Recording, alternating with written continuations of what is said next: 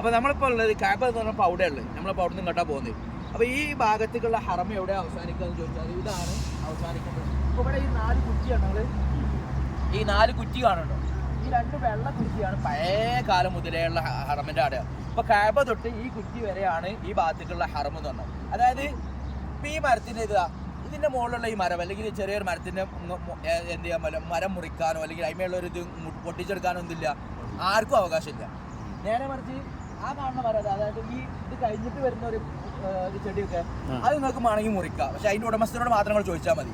ഇവിടെ ഉള്ളത് ഉടമസ്ഥയെ സംബന്ധിച്ചാലും എന്ത് ചെയ്യാൻ പാടില്ല, നിങ്ങൾക്ക് മുറിക്കാൻ പറ്റില്ല. കാരണം എന്താണ്, ഇത് ഹറമാണ്, ഇവിടെ വേട്ടയാടാൻ പാടില്ല. ഇപ്പോൾ ഒരു മൃഗത്തിനെ കണ്ടു, ഒരു പഴയ കാലത്തൊക്കെ ആണെങ്കിൽ ഒരു മൃഗത്തിനെ കണ്ട് നമ്മൾ പഴയ കാലത്തൊക്കെ അങ്ങനെയാണ് നമ്മൾ അമ്പതിച്ചിട്ട്. പക്ഷെ ഇവിടെ എന്ത് ചെയ്യാൻ പറ്റില്ല, അത് ചെയ്യാൻ പറ്റില്ല. നേരെ മറിച്ച് ഈ ഒരു ഹജ്ജിൻ്റെ പുറത്തേക്ക് പോകണം എന്നുള്ളതാണ്. ഇതാണ് പുതിയ കാലം. ഇവിടെ ഉണ്ട് എഴുതിച്ച് നിയായത്തെ ഹജ്ജൽ ഹറം, എൻഡ് ഓഫ് ഹറം ബൗണ്ടറി. അതായത് ഇത് കഴിഞ്ഞാൽ ഹറമിൻ്റെ ബൗണ്ടറി കഴിഞ്ഞു, ഹറമിൻ്റെ അപ്പുറത്തേക്ക് നിങ്ങൾക്ക് എന്ത് ചെയ്യാം, എന്തും ചെയ്യാം. പക്ഷേ ഇതിൻ്റെ ഇപ്പുറത്തേക്ക് എത്രത്തോളം എന്ന് പറഞ്ഞാൽ മഹാനായ ഉമർ ഇബ്നു ഖത്താബ് റളിയല്ലാഹുവിനെ കുറിച്ച് ഒരു കോട്ട് പറയാറുണ്ട്. അതായത് ഉമർ റളിയല്ലാഹുവിൻ്റെ ഉപ്പ ഖത്താബിനെ ഒരാൾ വധിച്ചിട്ട് അയാൾ ഇപ്പോൾ ഇവിടെ നിൽക്കുന്ന ജില്ലയിൽ ഉമർ റളിയല്ലാഹു അയാളെ തൊടൂലാണ്. കാരണം എന്താണ്, ഇത് ഹറമാണ്, ഇത് പവിത്രമാക്കപ്പെട്ട ഭൂമിയാണ്. അപ്പോൾ ഈ പള്ളിൻ്റെ ചരിത്രം എന്താ വെച്ചാൽ, ആയിഷ റളിയല്ലാഹു ഒന്നും കൂടി ഒന്ന് ബസ്സിൽ ചിലപ്പോൾ ഉറങ്ങിയിട്ടുണ്ടാവും. ആയിഷ റളിയല്ലാഹു അൻഹയും റസൂലുള്ളാഹി സ്വല്ലല്ലാഹു അലൈഹി വസല്ലം സഹാബത്തും കൂടെ ഹജ്ജിന് വരുന്ന സമയത്ത് വരുന്ന വഴി നമ്മൾ ഇനി അങ്ങോട്ടാണ് പോകുന്നത്, വാദി ശരീഫ് എന്ന് പറയുന്ന സ്ഥലമുണ്ട്. അവിടെ വെച്ചിട്ട് എന്ത് ചെയ്തു, അവർക്ക് അശുദ്ധിയാവുകയും അങ്ങനെ എല്ലാവരും ഉംറയും ഹജ്ജും ചെയ്തു. പക്ഷേ ആയിഷ ബീവിക്ക് എന്ത് കിട്ടിയിട്ടുള്ളൂ, ഹജ്ജ് മാത്രമേ കിട്ടിയിട്ടുള്ളൂ. അപ്പോൾ സ്വാഭാവികമായിട്ട് നമുക്കൊക്കെ അറിയാവുന്നതുപോലെ അവരെന്ത് ചെയ്തു, പരാതി പറഞ്ഞു, യാ റസൂലുള്ളാഹി എല്ലാവർക്കും 2 കൂലിയായിട്ടാണ് തിരിച്ചു പോകുന്നത്, ഞങ്ങൾക്ക് മാത്രം 1 കൂലിയെ കിട്ടിയിട്ടുള്ളൂ. ഇപ്പോൾ റസൂലുള്ളാഹി എന്ത് ചെയ്തു, സഹോദരനായ അബ്ദുറഹ്മാൻ ഇബ്നു അബൂബക്കർ റളിയല്ലാഹു അൻഹു വിളിച്ചിട്ട് എന്ത് ചെയ്തു, ഒരു ഒട്ടകത്തിന് കൊടുത്തിട്ട് ആയിഷ ബീവിനെ കൊണ്ടുവന്നിട്ട് എന്ത് ചെയ്യുക, ഹറമിൻ്റെ പുറത്തേക്ക് ഇറങ്ങുക, അതായത് ചെന്നൈമിലേക്ക് പോവുക. എന്തുകൊണ്ടാണ്, ഈ ഹറം ഇതാണ് ബൗണ്ടറിയോട് ഏറ്റവും അടുത്ത് നിൽക്കുന്ന സ്ഥലമാണിത്. അപ്പോൾ ആയിഷ ബീവി എന്ത് ചെയ്തു, ഇങ്ങനെ വന്നിട്ട് ഹറമിൻ്റെ ബൗണ്ടറിയോട് കഴിച്ചിട്ട് ഉടനെ എന്ത് ചെയ്തു, അവിടുന്ന് ഇഹ്റാം ചെയ്ത് തിരിച്ചു പോയിട്ട് എന്ത് ചെയ്തു, ഉംറ ചെയ്തു. അങ്ങനെ അന്ന് ആയിഷ ബീവി ഇഹ്റാം ചെയ്ത സ്ഥലത്താണ് ഇപ്പോൾ ഈ പള്ളിയുള്ളത്. അതുകൊണ്ടാണ് ഈ പള്ളിയുടെ പേര് എന്തുന്നത്, മസ്ജിദ് ആയിഷ റളിയല്ലാഹു അൻഹാ. ഇവിടെ റസൂലുള്ളാഹി എന്ത് ചെയ്തിട്ടില്ല, ഇഹ്റാം ചെയ്തിട്ടില്ല. ഇവിടെ ആരൊക്കെ ഇഹ്റാം ചെയ്തിട്ടുള്ളത്, അബ്ദുല്ലാഹി ഇബ്നു ഉമർ റളിയല്ലാഹു അൻഹു ഇഹ്റാം ചെയ്തിട്ടുണ്ട്, അതേപോലെ അബ്ദുല്ലാഹി ഇബ്നു സുബൈർ റളിയല്ലാഹു അൻഹു ഇഹ്റാം ചെയ്തു. ഇവരെ അങ്ങനെ ഉന്നതരായ സഹാബത്തൊക്കെ ചെയ്തിട്ടുണ്ടെങ്കിലും റസൂലുള്ളാഹി സ്വല്ലല്ലാഹു അലൈഹി വസല്ലം എന്ത് ചെയ്തിട്ടില്ല, ഇവിടെ വരികയോ ഇഹ്റാം ചെയ്യും. ഇവിടെ ഇഹ്റാം ചെയ്ത ആളാരാണ്, ആയിഷ ബീവി റളിയല്ലാഹു. അതുകൊണ്ടാണ് ഈ പള്ളിക്ക് ആയിഷ റളിയല്ലാഹു. ഈ പള്ളിൻ്റെ പ്രത്യേകത നിങ്ങൾ ശ്രദ്ധിച്ചിട്ടുണ്ടാവും കേട്ടോ. ഈ അതിരാണ് കഴിഞ്ഞ ഉടനെ വരുന്ന സ്ഥലമാണ്. അതായത് ഇവിടെ നിന്നിട്ട് നമ്മളിപ്പോൾ നെയ്യത്ത് കണ്ണവയത്തിൽ ഉംറത്ത് വഹറംതു ബിഅല്ലാഹി തആല മക്കത്തേക്ക് പോയാൽ എന്ത് ചെയ്യില്ല, നമ്മൾ ഉംറ എന്ത് ചെയ്യില്ല, ശരിയാവില്ല. കാരണം എന്താണ്, നമ്മളിപ്പോഴും ഉള്ളത് എവിടെയാണ്, ഹറം. നേരെ മറിച്ച് ആ ഇതിൻ്റെ കിണ്ണിൻ്റെ അപ്പുറത്തേക്കാണ് നിന്നിട്ട് നവയത്തുൽ ഉംറത്ത് വഹറംതു ബിഅല്ലാഹി തആല നെയ്യത്ത് വെച്ചിട്ട് അകത്തേക്ക് കയറിയാൽ എന്ത് ചെയ്യും, ഇത് ശരിയാവും. ഇവിടെ നിന്നിട്ട് നമ്മൾ എന്തെങ്കിലും സൽക്കർമ്മം ചെയ്യുകയാണെന്നുണ്ടെങ്കിലും അവിടെ ഹറമിലുള്ള കൂലി കിട്ടും, നിസ്കാരത്തിന് കിട്ടൂല കേട്ടോ. ഇവിടുന്ന് പോയി നിസ്കരിച്ചാൽ 1 ലക്ഷം പ്രതിഫലം അതില്ല, അത് ഹറമിൽ മാത്രം, കാബൻ്റെ അവിടെ നിസ്കരിക്കുന്നത് മാത്രമേ ഉള്ളൂ. പിന്നെ രണ്ടാമത്തെ ഒരു ചരിത്രം, ഈ ഒരു പോയിന്റ്, ഈ ഒരു ഹറമിനെ മുശ്രിക്കീങ്ങൾ വരെ ബഹുമാനിച്ചിരുന്നു എന്നാണ്. അതായത് ഇസ്ലാമിലുള്ള ബഹുമാനമല്ല, ഇത് റസൂൽ ആദ്യകാലം മുതലേ, അതായത് ഞാൻ പറഞ്ഞല്ലോ മലക്കുകളാണ് ആദ്യമായിട്ട് ഇതിന് പോകേണ്ടിട്ട്, പിന്നെ വരുന്ന അമ്പിയാക്കളൊക്കെ ഇതിങ്ങനെ പുതുക്കി പണിതുകൊണ്ടായിരുന്നു. ഇബ്രാഹിം നബി അലൈഹി സ്വലാം അടക്കമുള്ളവരൊക്കെ പുതുക്കി പണിതിട്ടുള്ള ഒരു അതിരാണിത്. കാരണം ഇത് ഹറമാണ് എന്നുള്ള പഴയ കാലം മുതലുള്ള ഖുറൈശികൾ വരെ, മുശ്രിക്കീങ്ങളായ ഖുറൈശികൾ വരെ ഈ ഒരു സംഭവത്തിനെ ബഹുമാനിച്ചിരുന്നു എന്നാണ്. അവരിതിലുള്ള വേട്ടയാടുകയോ ആരെങ്കിലും കൊല്ലുകയോ ഒന്നും ചെയ്യുമായിരുന്നില്ല എന്നാണ്. അതിൻ്റെ ഏറ്റവും വലിയൊരു ഉദാഹരണം എന്ന് പറയുന്നത് മഹാനായ ഹുബൈബ് ഇബ്നു അദി റളിയല്ലാഹുവിൻ്റെ ചരിത്രം പറഞ്ഞുതരാം.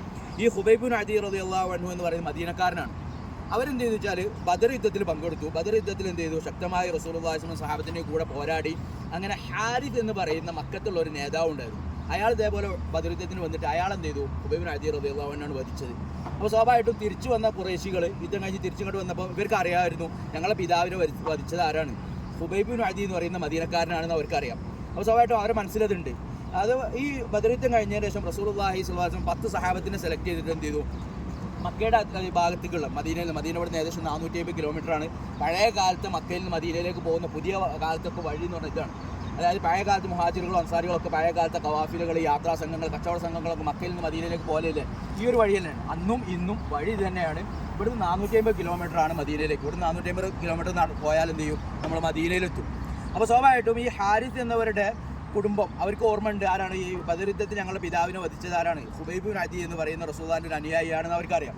അപ്പോൾ ഈ ഹുബൈബ് ഇബ്നു അദി റളിയല്ലാഹു അൻഹുവിനെയും 10 ആൾക്കാരെയും റസൂലുള്ളാഹി യുദ്ധം കഴിഞ്ഞതിന് ശേഷം മറ്റൊരു ആവശ്യത്തിന് വേണ്ടിയിട്ട് മക്കയുടെ അടുത്തേക്ക് പറഞ്ഞേക്കണം, ഒരു വാർത്ത, ഒരു കാര്യങ്ങൾക്ക് നോക്കാൻ വേണ്ടിയിട്ട് ഒരു ഇതായിട്ട്.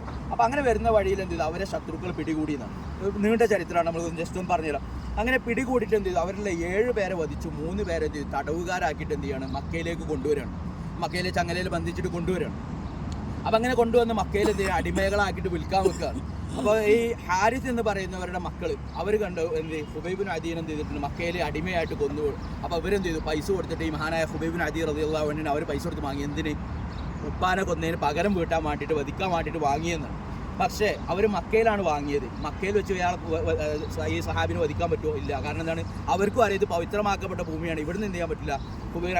അപ്പോൾ അവരെന്ത് ചെയ്തു, ആദ്യം അവരെ വീട്ടു തടങ്കലിലാക്കിയതാണ്. വീട്ടു തടങ്കൽ മഹാനായ ഹുബൈബിൻ അദീൻ റളിയല്ലാഹു അൻഹുവിൻ്റെ ഒരുപാട് ചരിത്രങ്ങളുണ്ട്. അവർ വീട്ടു തടങ്കലിൽ ഇങ്ങനെ ആയിരിക്കുന്ന സമയത്ത് ഈ ഹാരിസ് എന്ന് പറയുന്ന ഒരു മകളുടെ വീട്ടിലായിരുന്നു അവരെ തടങ്കലിൽ വെച്ചിരുന്നത്. അപ്പോൾ ഇവർ ഭക്ഷണമൊന്നും കൊടുത്തിരുന്നില്ല. മക്ക എന്ന് പറഞ്ഞാൽ ഇവിടെ എന്തുണ്ടാവില്ല, ഒരു പച്ചപ്പ് പോലും മുളക്കാത്ത ഭൂമിയാണ്. ഇവിടെ കൃഷിയില്ല, അങ്ങനത്തെ കാര്യങ്ങളൊന്നും മക്കയിലില്ല.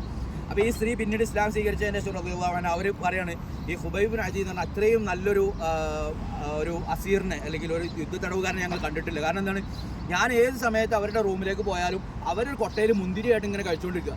അന്ന് മക്കയിൽ മുന്തിരി കിട്ടാൻ യാതൊരു ചാൻസും ഇല്ലാത്തൊരു കാലഘട്ടമാണെന്ന് അവർ പറയാറുണ്ട്. അപ്പം എന്നാൽ അവരുടെ കറാമത്തായിരുന്നു, അവർക്ക് അല്ലാഹു സുബ്ഹാനഹു വ തആല എന്ത് ചെയ്തു, മുന്തിരി കൊടുക്കുമായിരുന്നു നേരിട്ട് തന്നെ. അപ്പോൾ ഇവർ പലപ്പോഴും അത് കഴിക്കുമായിരുന്നു. അതുപോലെ തന്നെ ഇങ്ങനെ വീട്ടുതടങ്കലിലായിരിക്കുന്ന സമയത്ത് ഒരിക്കലും അവരെ വധിക്കാൻ വേണ്ടിയിട്ട് എന്ത് ചെയ്യണം, ഇനി എന്ത് ചെയ്യണം, അവരെ വധിക്കണം. അപ്പോൾ എന്ത് ചെയ്യണം, മക്കൾക്ക് ഹറമിൻ്റെ പുറത്തേക്ക് കൊണ്ടുപോകണം ആളെ. അതായത് അവരും മുസ്ലിങ്ങളും ഇത് ബഹുമാനിച്ചതുകൊണ്ട് തന്നെ മക്കൻ്റെ ഹറമിൻ്റെ പുറത്തേക്ക്. അപ്പോൾ അവർ തീരുമാനിച്ചത് ഹുബൈബിൻ അദീൻ റളിയല്ലാഹു അൻഹു വധിക്കാൻ വേണ്ടിയിട്ട് ഈ തനഈമിലേക്ക് കൊണ്ടുവരണം എന്നുള്ളത്, ഈ സഹാബിയെ. അപ്പോൾ അങ്ങനെ കൊണ്ടുവരുന്ന അവരും എന്ത് ചെയ്തു, ഒരു ദിവസം അങ്ങനെ തീരുമാനിച്ചു ഹുബൈബിൻ അദീൻ റളിയല്ലാഹു അൻഹു വധിക്കാൻ വേണ്ടിയിട്ട് എന്ത് ചെയ്യാണ്, അവർ ഈ തനഈമിലേക്ക്, നമ്മളിപ്പോൾ നിൽക്കുന്ന ഈ തനഈമിലേക്ക് അവരെ കൊണ്ടുവരണം. ഹുബൈബിൻ അദീൻ റളിയല്ലാഹു അൻഹു കൊണ്ടുവന്ന് ഇവിടെ വലിയൊരു കുരിശ് ഇങ്ങനെ ഉണ്ടാക്കി വെച്ചു എന്നാണ്, മരത്തിൻ്റെ ഒരു കുരിശ് ഉണ്ടാക്കി വെച്ചു. ഇസ്ലാമിൽ ആദ്യമായി കുരിശിലേറി വധിക്കപ്പെടുന്ന അല്ലെങ്കിൽ ഷഹീദായ സഹാബിയാണ് ആര്, മഹാനായ ഹുബൈബിൻ അദീൻ റളിയല്ലാഹു അൻഹു. അവർ വധിക്കപ്പെട്ടത് എവിടെയാണ്? ഇപ്പോൾ നമ്മൾ നിൽക്കുന്ന ഈ തനഈമിലേക്കാണ്. എന്തിനാണ് അവരെ ഇങ്ങോട്ട് കൊണ്ടുവന്നത്? ഹറം മുശ്രിക്കീങ്ങൾ വരെ ബഹുമാനിച്ചിരുന്നു. അതുകൊണ്ട് ഹറമിൻ്റെ പുറത്ത് കൊണ്ടുപോയിട്ട് അവരെ വധിക്കുക എന്നുള്ള ഉദ്ദേശത്തോടു കൂടിയായിരുന്നു ഇങ്ങോട്ട് കൊണ്ടുവന്നിരുന്നത്. അങ്ങനെ അവർ കുരിശൊക്കെ റെഡിയാക്കി വെച്ചു. കുരിശിൽ കെട്ടി വെച്ചിട്ട് എന്ത് ചെയ്യും, അമ്പ് ചെയ്ത് കൊല്ലുക എന്നുള്ള അന്നത്തെ രീതി. അപ്പോൾ അവരെ കുരിശിൽ ഇങ്ങനെ കയറ്റുന്നതിനും അവർ പറഞ്ഞു എനിക്ക് 2 റക്അത്ത് നിസ്കരിക്കാനുള്ള സൗകര്യങ്ങൾ തരുമെന്ന് ചോദിക്കുന്നു. അങ്ങനെ ആദ്യമായിട്ട് ഷഹാദത്തിന് മുമ്പ് 2 റക്അത്ത് നിസ്കരിക്കുക എന്നുള്ള സുന്നത്ത് കൊണ്ടുവന്ന ആരാണ്? ഈ ഹുബൈബിൻ അദീൻ റളിയല്ലാഹു അൻഹു. അപ്പോൾ ഹുബൈബിൻ അദീൻ റളിയല്ലാഹു അൻഹു 2 റക്അത്ത് നിസ്കരിച്ചു എന്നാണ്. പെട്ടെന്ന് നിസ്കരിച്ച് തീർത്തുന്നുണ്ട്. അവർ എനിക്ക് നിസ്കാരത്തിൽ വല്ലാത്തൊരു സന്തോഷമുണ്ട്, റാഹത്തുണ്ട്. പക്ഷേ നിങ്ങൾ കരുതും ഞാൻ മരണത്തെ പേടിച്ചിട്ട് നിസ്കാരം നീട്ടുകയാണെന്ന് നിങ്ങൾക്ക് ധരിക്കുന്നുള്ള എനിക്ക് പേടിയില്ലായിരുന്നെങ്കിൽ ഞാൻ ചെയ്യും ഇനിയും നിസ്കരിക്കുമായിരുന്നു. കാരണം എനിക്ക് നിസ്കാരത്തിൽ വല്ലാണ്ട് ലദ്ദത്ത് കിട്ടുന്നുണ്ടെന്നൊക്കെ അവർ പറഞ്ഞതായിട്ട് കാണും. അവർ പെട്ടെന്ന് നിസ്കരിച്ചിട്ട് എന്ത് ചെയ്തു, അവരെ കുരിശിലേറ്റി അവരെന്ത് ചെയ്തു, ആ ഒരു കുരിശിൻ്റെ മുകളിലേക്ക് കയറ്റി നിർത്തി കൈയൊക്കെ കെട്ടിയിട്ട് ഇനി എന്ത് ചെയ്യണം, ഇവിടുന്ന് അമ്പ് ചെയ്ത് വധിക്കാൻ വേണ്ടി അവരെ.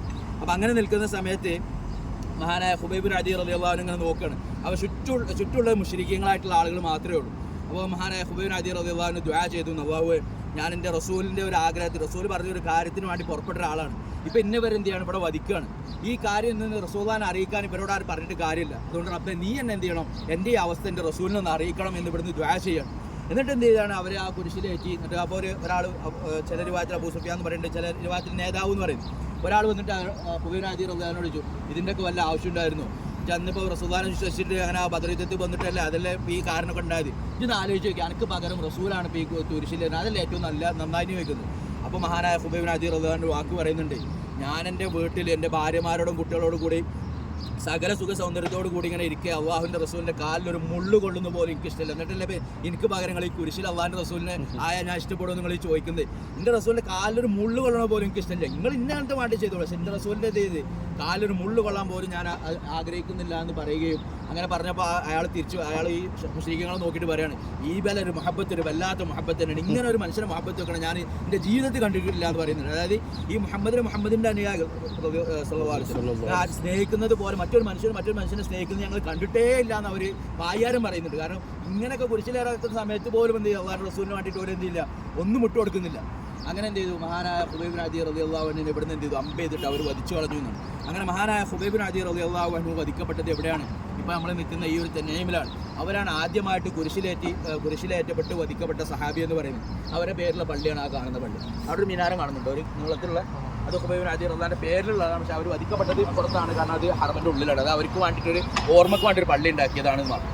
അതുപോലെ തന്നെ മഹാനായ ഹുബൈബിൻ അദീൻ റളിയല്ലാഹു അൻഹു ഇവിടെ വധിക്കപ്പെടുന്ന അതേ സമയം എന്ത് ചെയ്യാണ്, 450 കിലോമീറ്റർ അപ്പുറത്ത് അള്ളാഹുവിൻ്റെ റസൂൽ സല്ലല്ലാഹു അലൈഹി വസല്ലം എന്ത് ചെയ്യാണ്, അറിയിപ്പ് വരികയാണ്, ഇങ്ങനെ മഹാനായ ഹുബൈബിൻ അദീൻ റളിയല്ലാഹു അൻഹു വധിക്കപ്പെട്ടിട്ടുണ്ട്. അപ്പോൾ എന്ത് ചെയ്യാണ്, റസൂലുള്ളാഹി സ്വല്ലല്ലാഹു അലൈഹി വസല്ലം ചുറ്റും നോക്കിയിട്ട് പറഞ്ഞു, ആരാണ് ആ ഖശബിൽ നിന്ന് അല്ലെങ്കിൽ ആ മരത്തിൽ നിന്ന് ഹുബൈബിനെ ഒന്ന് ഇറക്കുക എന്ന് ചോദിക്കുന്നുണ്ട്.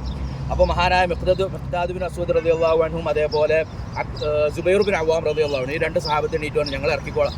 450 കിലോമീറ്റർ ദൂരം നടത്തി വരാം. അന്നത്തെ കാലത്ത് 8 ദിവസം എടുക്കും മക്കത്ത് നിന്ന് മദീനത്തേക്ക് എത്താൻ, കാരണം അന്നത്തെ യാത്രാ സൗകര്യങ്ങൾ വെച്ചിട്ട് ഇന്നത്തെ വാഹനങ്ങളൊന്നും ഇല്ലല്ലോ, കുതിരപ്പുറത്ത് ഒട്ടകപ്പുറത്ത് എത്തണം. ഏതായാലും ഇവർ രണ്ടുപേരും ഞങ്ങൾ ഇറക്കിക്കോളാം എന്ന് പറയുകയും അങ്ങനെ അവിടുന്ന് ദിവസങ്ങളോളം 8-9 ദിവസങ്ങളോളം എടുത്തിട്ട് അവരിവിടെ എത്തുകയാണ്. അപ്പോഴും ഈ ജനാസക്കൊന്നും പറ്റിയിട്ടില്ല എന്നാണ്. ഇവർ ശത്രുക്കൾ ഇവർക്കൊരു ഓർമ്മക്ക് വേണ്ടി, അതായത് എല്ലാവർക്കും ഒരു പാടായിക്കോട്ടെ വെച്ചിട്ട് ആ കുരിശിൻ്റെ മുകളിൽ തന്നെ മഹാനായ ഖുബൈബ് ബിൻ അദി റളിയല്ലാഹു നിർത്തിയിട്ടാണുള്ളത്. അപ്പോൾ അങ്ങനെ അവർ വന്നപ്പോൾ ഇവിടെ 40ഓളം ആൾക്കാർ ഇതിന് കാവൽ നിൽക്കുന്നുണ്ട് എന്നാണ്. അപ്പോൾ അവരിങ്ങനെ കാത്തുന്നു. ഇവരൊരു ശ്രദ്ധ മാറിയ സമയത്ത് ഇത് എന്ത് ചെയ്തു, ആ പുരുഷൻ്റെ മുകളിൽ നിന്ന് മഹാനായ ഖുബൈബ് ബിൻ അദി റളിയല്ലാഹുവിനെ ഇറക്കിയിട്ട് എന്ത് ചെയ്തു, കുതിരപ്പുറത്തിൻ്റെ ഒരു മദീനത്തേക്ക് കൊണ്ടുപോകാൻ നിൽക്കണം. അപ്പോൾ കൊണ്ടുപോകുന്നപ്പോഴേക്കും ഇവർ കണ്ടു ഈ 40 പേര്. അങ്ങനെ അവർ പിന്നാലെ കൂടുന്ന കണ്ടപ്പോൾ ഇവർക്ക് മനസ്സിലായി ഈ ജനാസയായിട്ട് പോയാൽ എന്ത് ചെയ്യില്ല, നമ്മൾ പിടിക്കപ്പെടും. അപ്പോൾ അവരെന്ത് ചെയ്തു, ആ ജനാസ അവിടെ നിലത്ത് ഇറക്കി വെച്ചു എന്നാണ്. എന്നിട്ട് എന്ത് ചെയ്തു, അവർ കുറച്ച് മാറിയിരുന്നു. അങ്ങനെ ഈ മുശ്രിക്കുകൾ ആ ജനാസിൻ്റെ അടുത്ത് എത്തിയപ്പോഴേക്കും ഈ ജനാസ ഈ ഭൂമി എന്ത് ചെയ്താണ് വിഴുങ്ങി കളഞ്ഞു. അതായത് അവർക്ക് കിട്ടാത്ത ഖുബൈബ് ബിൻ അദി റളിയല്ലാഹുവിൻ്റെ പേരാണ് ബലീഉൽ അർദ്, അതായത് ഭൂമി വിഴുങ്ങിയ സഹാബി എന്നാണ് അവരറിയപ്പെടുക.